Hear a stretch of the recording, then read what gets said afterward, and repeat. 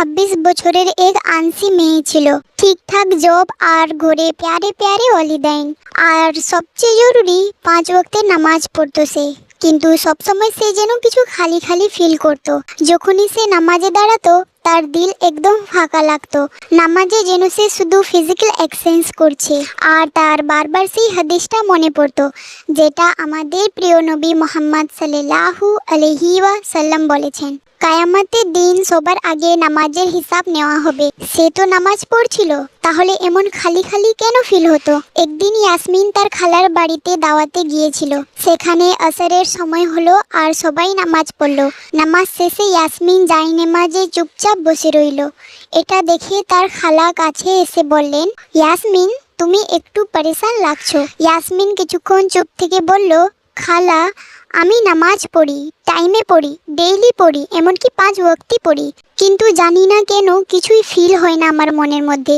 দিল একদম খালি লাগে, যেন শুধু দাঁড়ানো, বসা, সিজদা করা এতটুকুই নামাজ মনে হয়। তার খালা হালকা হেসে বললেন, বেটা, তুমি একা নয়, এরকম অনেক মানুষ আছে যারা এরকম ফিল করে। লেকিন শোনো, আমি তোমাকে একটা খাস কাহিনী শোনাই, যার পর তুমি তোমার জবাব পেয়ে যাবে। খালা গল্প শুরু করলেন, অনেক বছর আগে আমি এক মসজিদে কোরআন ক্লাস করতে যেতাম। সেখানে এক মহিলা আসতেন, খুব সিম্পল ছিলেন, বেশি পড়ালেখাও জানতেন না। আমি দেখলাম তিনি যখনই নামাজ পড়তেন খুব কাঁদতেন। একদিন আমি তাকে জিজ্ঞেস করলাম, আপনি নামাজে কি ভাবেন যে এত কাঁদেন?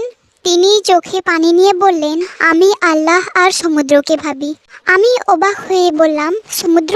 তখন তিনি বললেন, ভাবুন তো, আপনি একা একটা নৌকায় আছেন, চারিদিকে কালো রাত, সমুদ্রের ভয়ঙ্কর ঝড়ের মধ্যে নৌকাটা ডুবে যাওয়ার মতো অবস্থা। সেই ভয়ঙ্কর মুহূর্তে আপনি কি আল্লাহ ছাড়া আর কিছু ভাবতে পারেন? আমি বললাম, না। তখন তিনি বললেন, ঠিক তেমনি আমি নামাজে ভাবি। আমি এই অন্ধকার আর ঝড়-ভরা দুনিয়ার আটকে আছি, আর নামাজই আমার নাজাতের রাস্তা। খালা বললেন, তার না কোনো ইসলামিক ডিগ্রি ছিল, না আরবিক জানতো, না খুব বেশি এডুকেটেড, লেকিন এমন গভীর কথা বলেছিলেন যে আমি নিজেই কেঁপে গিয়েছিলাম। খালার গল্প শুনে ইয়াসমিনের চোখে পানি চলে এলো। সে বলল, খালা, এবার অনেক হয়েছে, আমি আর আমার নামাজকে নষ্ট করতে দেব না। আপনি আমাকে স্টেপ বাই স্টেপ বলুন, কি করলে নামাজে আমার দিল লাগবে। তখন তার খালা তাকে 5টা সিম্পল টিপস দিলেন। নাম্বার 1, নামাজের আগে নিজেকে প্রিপেয়ার করো। শেষ মুহূর্তে দৌড় দিয়ে নামাজে যেও না। ভালো করে উজু করো, তারপর 1 মিনিট চুপচাপ বসে ভাবো, আমি আল্লাহর সাথে দেখা করতে যাচ্ছি। টিপস নাম্বার 2, যা পড়ছো তার মিনিং বুঝো, প্রতিটা শব্দের মানে শেখো।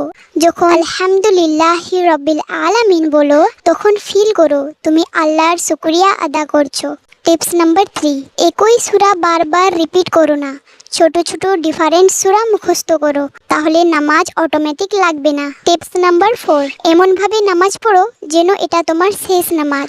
আমাদের নবী মুহাম্মদ সাল্লাল্লাহু আলাইহি ওয়াসাল্লাম বলেছেন, যখন নামাজে দাঁড়াবে এমন ভাবো এটা তোমার জীবনের শেষ নামাজ। টিপস নাম্বার 5, সাজদাতে নিজের ভাষায় দোয়া করো।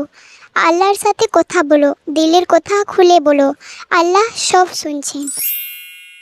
ইয়াসমিন কয়েক সপ্তাহ ধরে এই টিপস ফলো করলো। ধীরে ধীরে সে পরিবর্তন ফিল করতে শুরু করলো। এক রাতে তাহাজ্জুদে সিজদায় গিয়ে তার চোখ দিয়ে পানি বের হয়ে এলো, দুঃখে না বরং কানেকশনের জন্য।